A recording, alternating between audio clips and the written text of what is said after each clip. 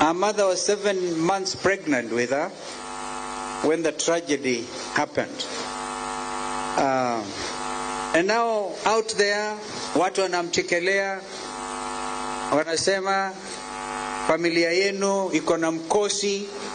We want to pronounce from now, Bahati, hakuna mkosi kwa nyumba yenu. Ulikuwa mkosi wa Kenya nzima. You are just under 25 years.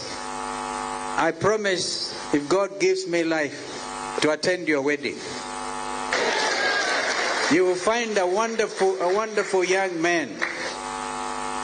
The lessons ambayo kupata, there are many ways of getting to where God had intended you to become. To take you to.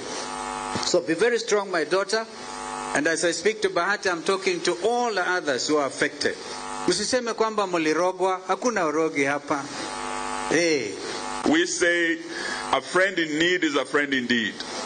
And that is why today we are urging President Biden and the American government that they should hear the voice of the families of the victims 25 years later and bring closure to this matter through compensation. We want to stand with you.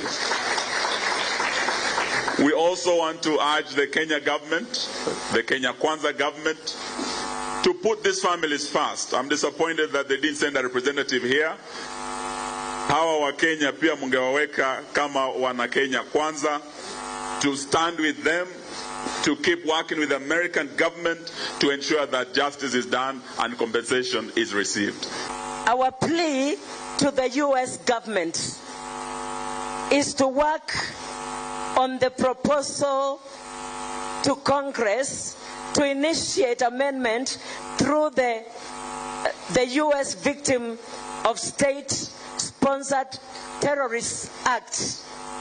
We request consideration to make Kenyan victims eligible to participate in the U.S. Victim Terrorist Compensation Fund.